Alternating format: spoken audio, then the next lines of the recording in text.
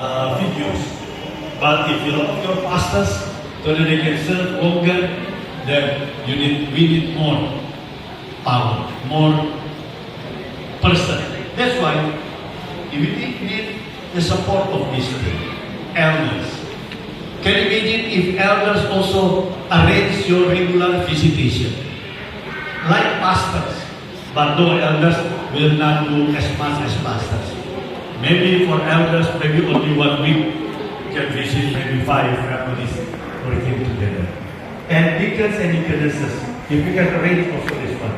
And then we can increase the number of visitations to the family, your every family. If every family will be visited at least once a quarter, that is the ideal nurturing aspect of the members. Whether it will be visited by the pastors, or by the elders, or by the deacons, or by the deaconesses, it will keep our members stay in the church. That's why the teamwork is important. This time we just talk about elders, but we can expand it with the deacons or deaconesses, because these are the 3 church leaders: pastors, elders, deacons, and deaconesses. Okay, let's move.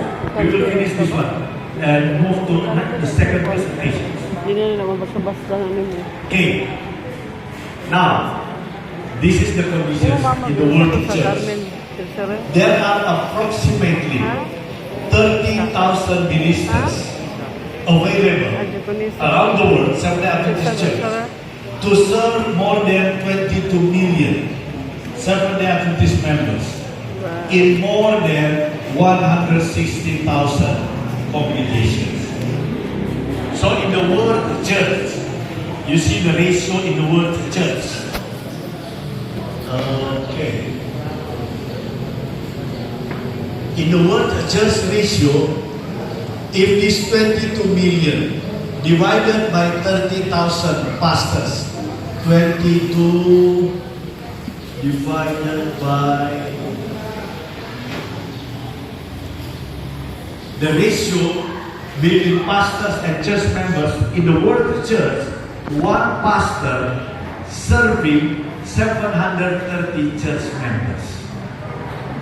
I think this is still ideal. But here in NCMC, one pastor serving 2,300 church members. 3 times compared to the world church statistic.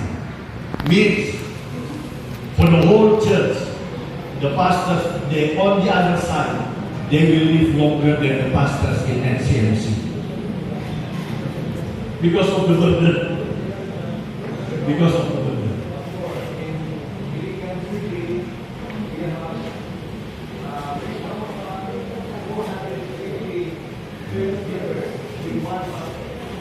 Yeah. So the ratio, even the ratio here is more than 2,000. Okay, so I just want to share it to you. And if you divided this 160,000 congregations, companies, to 30,000 in the world church ratio, one pastor serving or pastoring 5 churches. But in NCMC, one pastor serving 12 churches. Okay, this is the information I would like to share to you, so that you can, by looking to these videos, we know how is the burden of the pastors. But we thank God, we are here, elders, deacons, and deaconesses, to work together as a team.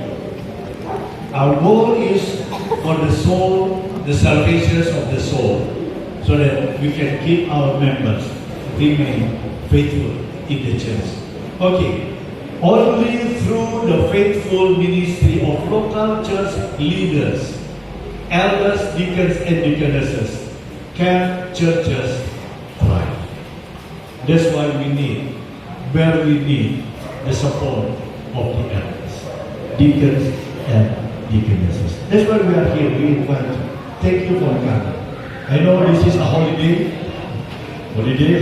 for our brothers, but thank you for spending your time here, so that you can understand how the church really need your help, your energy, your wisdom, your willingness to support, to nurture our members so that they will remain faithful in the church.